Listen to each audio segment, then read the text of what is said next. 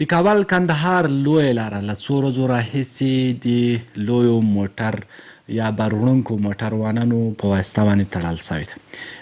بارونکو موټروانانو لاریون کړی چې له دوی څخه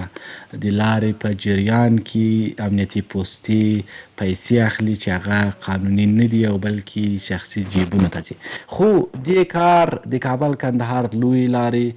مسافرین له ستونزو سره مخ کړي دي. ډیری واړه او لوی مسافر وړونکي موټران هم په ښارونو کې په ځینو ښارونو د لارې په جریان کې له څو ورځو راهیسې ولاړ دي چې خلک له همدې امله له ډېرو ستونزو سره مخ دي. دا چې په همدې تړاو د خپرونې په جریان کې میلمه هم لرو چې د مسافر وړونکو موټرونو اتحادیې استازی به د خپرونې په جریان کې راسره یو ځای سي، له هغه سره په همدې تړاو بحث وکړو. د یو ترڅنګ قلمن لرونکو ستاسو اړیکې او نظرونه به هم د خپرونې په جریان کې راسره یي. لکه څرنګه چې د موضوع یادونه وکړه، له څو ورځو راهیسې د کابل کندهار لویه لاره د بارونکو موټروانانو له لوري بنده سوې ده چې ډېری د هغو موټروانانو شکایتونه دا دی چې امنیتي پوستې غیر قانوني پیسې ځینې اخلي. که څه هم دا ستونزه له پخوا موجوده او تر اوسه پورې دې ستونزې ته د حل لار نه ده موندل شوې. یو خوا همدا خپله د دې ستونزې د حل لار څه کیدی شي، او دویمه خبر دا ده چې آیا دا رښتیا هم د حل لار ده چې لویه لار دې بنده کړلی سي چې له کابل نه تر هراته پورې څو ولایتونه سره نښلوي او ټول مسافرین دې په لارو کې د ژمي په دې ساړه موسم کې پاتې سي.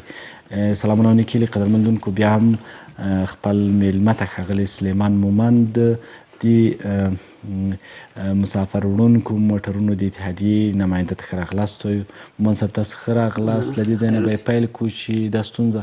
په څه ډول ده او بالاخره له څو ورځو راهیسې دا لاره بنده ده او خلکو ته څومره ستونزې راپورته کړي. بسم الله الرحمن الرحیم. د هر څه نه د مخکې جناب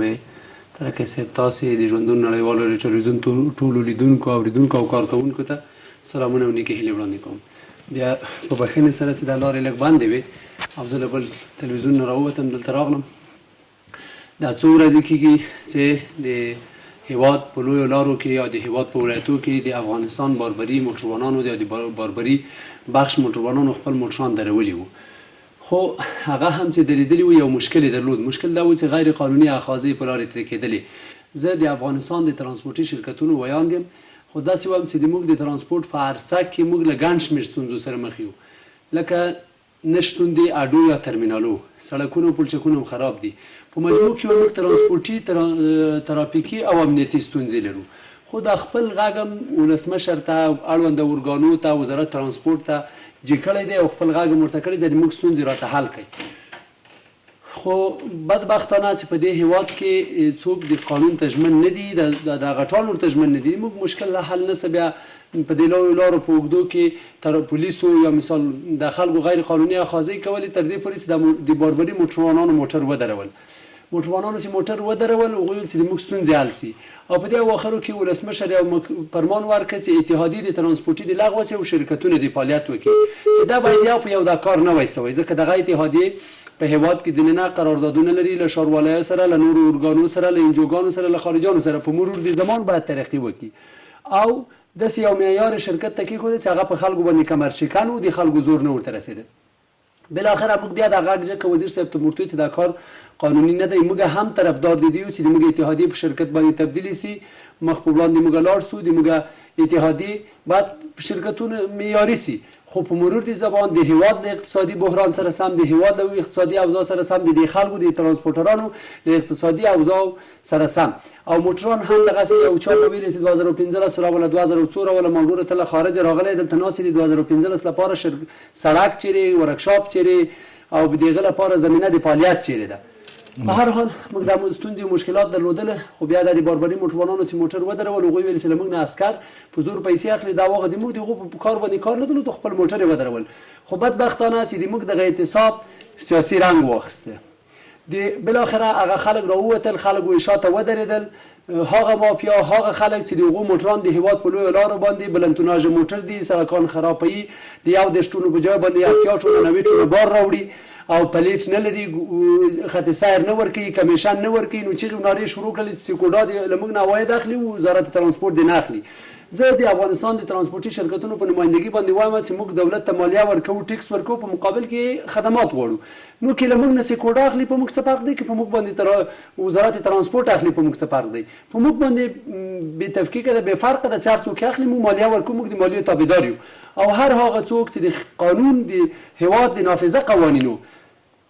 مطابق یا خلاف عمل ترسره کوي، هغوی سره باید قانوني چلند وسي. نو بدبختانه دغه خلکو چې لارې بندې کړې وي د شاته د مافیاو او د بهرنیو هیوادو یا د همسایه هیوادونو د استخباراتو یا د هغو لاسو چې هغوی ته ورته ویلي چې د افغانستان له دولت سره تشنج د ترانسپورت د ادرس نه پیدا کړي، یو مشکل جوړ کړي چې دوی په دې ترانسپورت باندې یو مافیایي فضا حاکمه کړي. او هغه غواړي چې بیا د پاکستان موټران په هیواد کې ګرځي، ځکه هغه موټران چې ټیکس او کمیشن نه ورکوي، یا مثال بلنتوناژ روان دي، یا پلیټ نه لري، یا خط جواسایرو پلیټ هم نه اخلي، هغوی او په بندرو کې پیسې راټولوي، دلته راځي خپلو مشرانو ته ورکوي او څه محدودو کسانو شخصي جیبو ته ځي، د ملت یا بیت المال ته نه ځي. بالکل. یعنی مومن صاحب ستاسو که راته ووایاست په دې تړاو باندې چې د کسان چې لاره یې بنده کړې ده د هغوی هغه غوښتنه څه ده؟ یعنی هغه غیر قانوني هغه ډریوران چې هغوی لپاره دا غږ پورته سي چې موږ د تاسې د منافعو لپاره کار کوو، ځکه دغه مالیه چې تاسې ورکوئ یا د مشکلاتو ستونزې په لارې کې دي، د دې لپاره باید موږ تاسې مدني حرکت وکړو. مدني حرکت ځان ته قوانین لري، آزادی د بیان ځان ته قوانین لري. مدني حرکت دا معنا نه چې ته نور خلک متضرر کا. د ویل ما عسكر دري اوس راجګ سوي دي دغه خلکو چې د مافیایي سیستم دی په دې هغه باندې سورې غوړولې دي، غواړي چې د ترانسپورت له ادرسه چې ترانسپورتي سیستم یا ترانسپورتي سکتور له حکومت سره مواجه کی، ګټې دوی پورته کی، شاته د سیاسيونو لاس دی. اوس په میدان شهر کې سړک بند کړی دی، موږ په هیڅ نه ویلي نه وایو د مسافر وړونکو موټرو لپاره اعتصاب نه و، نه مسافربري شرکتونو اعتصاب کړي و، خپل فعالیت یې کاوه نورماله، ځکه په دې هیواد کې ډېرې ستونزې دي. او له وزیر د ترانسپورت سره که د اتحادیو د لغوه مسله وه، که د طرز العمل مسله وه چې د شرکتونو د جوړولو لپاره جوړ شوی و، چې موږ له هغو سره په مشوره کې وو. اوس هم موږ نه غواړو چې له خپل وزارت ترانسپورت یا له حکومت سره په تقابل کې واقع سو. موږ غواړو چې د مفاهمې له لارې خپل مشکلات حل کړو. نو دوی راجګ سوله، سړکان یې بند کړل، د سړکو په هغه ځایو کې ودرېدل لکه په وردګو کې، په دامان کې، په ګریش کې سړکونه بند کړل، موټرانو کې ودرول، خاورې کې واچولې، ډبرې غورځوي، خلک وایي مسافر ځوروي، چې په هر اډه کې په زراو انسانان د اوس ګرځي. د اوس د قندار په اډه کې په کمپنۍ کې که درته وایم چې 2-3 نفر دي، نو انشاءالله چې کم به نه وي، خلک ګرځي، پیسې نه لري، د هوټل کې عزتي نه پرېږدي، مریضان ورسره دي، زنانې ورسره دي، په اتاقو کې نه جوړېږي. دا سبا دس په لاس په یو کار باندې پورې کوي. بیا به موږ په دې کې ملامت یو. موږ نه موټر درولې دي، نه فعالیت درولې دي، د ترانسپورت مسافربري په بخش کې هیڅ موټر نه دننه فعالیت درولې، دا په زور درول سوي دي، هم په شمال کې هم په غرب کې چې راوتلي دي د شاته په سړکو باندې ولاړ دي، لرګي ورسره دي. زه داسې ورته وایم چې ته له یوه عسکر نه چیغې وایې چې عسکر له ما په زور روپۍ اخلي او ما دا موټر ځکه درولې، تا د 50 نفرو مسافرو مخه نیولې ده، د موټر شیشې ماتوي، خلک متضرر کوي، مریضان روان دي، خلک روان دي، او لویه لار دې بنده کړې ده. د تا مخه ولې څوک نه نیسي؟ خو زه د دغه تریبیون له لارې نن لګي زه په دې مطبوعاتو کې دغه کوم چې قومندانان د امنیت چی شي کوي. میدان وردګو کې لار بنده ده، قومندان د امنیت سره ټولو تجهیزات هلته موجود دی، مدیر د ترافیک وسته، په قندار کې ستا، په هلمند کې ستا، په هرات کې ستا، په نیمروز کې ستا. ولې اقدام نه کوي؟ ولې هر هغه څوک چې له قانون نه خلاف عمل ترسره کوي هغه ولې د قانون منګولو ته نه سپاري؟ دوی چی شي کوي؟ که چیرې ولسمشر دوی ته غوږ نیولي، نو ولسمشر د امنیت بیخي له دوی نه واخلي، د اردو ته یې وسپاري، ځکه دا قومندانان خو قرار راته ناست دي د خپلو ګټو لپاره. د دغه اعتصاب شاته د مافیاو لاس دی، غواړي چې تشنج په مابین د ترانسپورت سکتور او د حکومت کې رامنځته کړي او له دغه موقع نه سوء استفاده وکړي چې د افغانستان واقعي ترانسپورتي شرکتونه د دې کار مخالف دي. موږ نه موټر درولي، نه مسافر بند کړي، نه ماډې بندې کړي، نه چاته ضرر رسولی، نه رسوو. د دې سیاسي رنګ واخیست، نور مشکلات یې رامنځته کړل. قومندانان د امنیت قرار په قومندانۍ کې ناست دي. نن موږ په همدې تړاو باندې مطبوعاتي کانفرانس راغوښتی یو په تالار د ریاست ترانسپورت کې زمیني کې، او همدارنګه ما په نورو مطبوعاتو کې په یک تلویزیون په نورو کې دا اوس په مرکو کې وویل چې موږ د دې کار مخالف یو، موږ قانون غواړو، موږ د قانون تطبیق غواړو، موږ له خپل ادارې له وزارت ترانسپورت سره تقابل نه کوو، موږ له هغو سره کوم مشکل نه لرو، موږ غواړو چې خپل مشکلات د مفاهمې له لارې حل کړو. له ولسمشر نه، له دوی نه په مقابل د هغه ټیکس مالیه کې چې دوی له موږ نه اخلي، له هغو په مقابل په بدیل کې خدمات غواړو. او هغه طرز العمل چې په لپاره د ایجاد د شرکتو موږ ته جوړیږي، یا مثال اتحادیه لغوه کیږي، یا په موږ باندې ټیکس وضع کیږي، که چیرې موږ ته کمرشکه نه وو د حقوق غوښتنه کوو چې دغه ټیکس مالیه په موږ درنه ده، موږ نسو ورکولی، لږې راکمه کړه د موږ له سویې سره سم. که طرز العمل جوړیږي باید په موږ کې سمبندي وسی د چا 2 لک ډالر دي دغه مطابق د سرمایه گذاری وسی د چا 30 لک ډالر دي دغه مطابق د سرمایه گذاری وسی هر سړی ته د زمینه سازي وسی په مرور د زمان موږ هم د معیاري کېدو طرفدار یو دا هغه د موږ ستونزې دي همدارنګه موږ نورې ستونزې لرو اوس موږ اډې نه لرو زه د حیران یم چې د واسکر د 1000 روپۍ په مقابل کې احتساب کوي جنجالونه کوي او په اډو کې چې شخصي ټیکدارانو او هغو زورواکانو قومندانانو نیولې دي من جمله د قندهار اډه په هغه کې ملي چور روان دی ملي چور یعنی په د میاشتې په لسګونو لک روپۍ جمع کېږي له 80 لک روپۍ نو په یو بلنامه باندې جمع کېږي نه 1 کیلو واټ برق په 150 روپۍ دی 900 روپۍ له موټره دي 1000 روپۍ د دفتر نه دي څومره دي سرایو دي څومره دي بیا یو دکان 3 لک 4 لک روپۍ غوړي هغه ته بیا قرار پراته د همدغه مافیا لاس دی چې اوس د ترانسپورت غواړي تر خپل سوري لاندې راولي د ترانسپورت له نامه نه سوء استفاده وکړي د سکتور د ترانسپورت او حکومت په تقابل کې واقع کا او دوی ګټه پورته کوي موږ ورته نه موږ له وزارت ترانسپورت له مامورینو له مسؤلینو سره له وزیر نه تر بل چا سره نه چا سره کار نه لرو که د موږ مشکل حل نسه بعد لغه بیا موږ رسمي لارې لرو عریضې کوو زه ورته وایم چې دا وزیر یا د معین یا د رئیس له موږ سره مشکل لري او موږ ته قانوني برخورد نه کوي موږ غواړو چې ملي ګټې خوندي کړو نه شخصي ګټې چې د ټول افغانستان د ملت او د ترانسپورټرانو د سکتور په خیر وي موږ دغه طرفدار یو هغه که هر څوک وزیر وي موږ نه غواړو چې خپل ادارې سره په تقابل کې واقع سو موږ خپل حق غواړو که مدني حرکت هم کوو هغه په یو چوکاټ کې کوو داسې چې لارې بندوو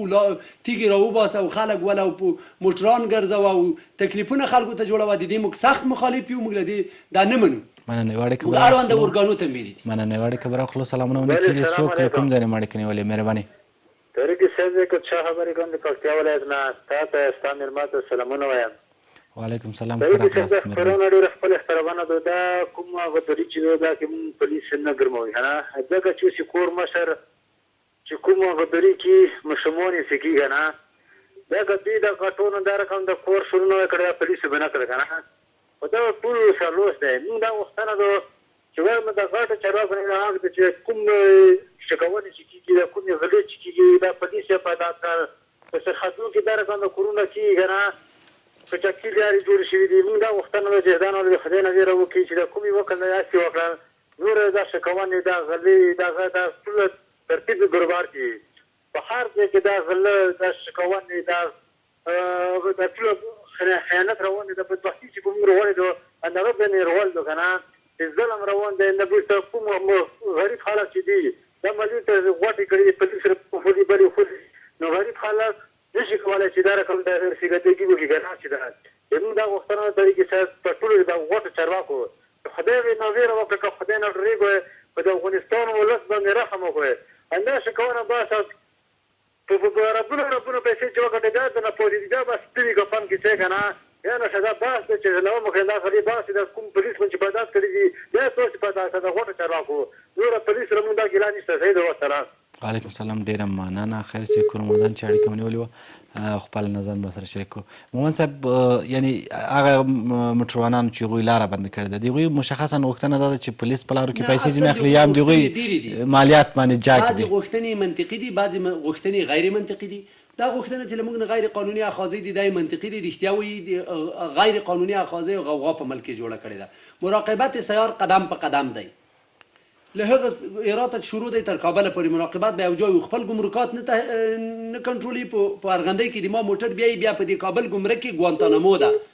آلته چې په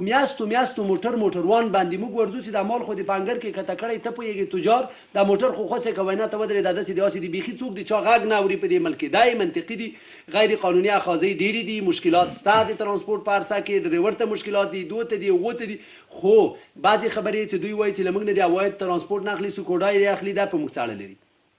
موږ پیسې حکومت ته ورکوو ماپسوي نه دي نو چې په هر ځای کې د حکومت خواښه په هر ارګان کې چې خواښه موږ هلته ورکوو کې په وزارت ترانسپورت کې غواړي په بنادر کې مشکل نشته او کې په سکوډا کې غواړي دا موږ هغه نه دی بل بعضې ورونو پرون رئیس دا اعلان کړی چې موږ د وزیر د ترانسپورت نه غواړو دا یو سیاسي جنبه یې پیدا کړې ده دې موضوع موږ وایو نه موږ د وزیر په لرې کېدو په راوستو کې کار نه لرو موږ کار غواړو موږ سیستم غواړو موږ خدمات غواړو د ترانسپورت وظیفه تنظیم او عرضه د خدماتو ده موږ نه له دې وزیر سره مشکل نه لرو نه بل وزیر سره نه رئیس سره نه بل سره موږ له سیستم سره مشکل دی که چېرته موږ ته خدمات عرضه نسول سیستم جوړ نسه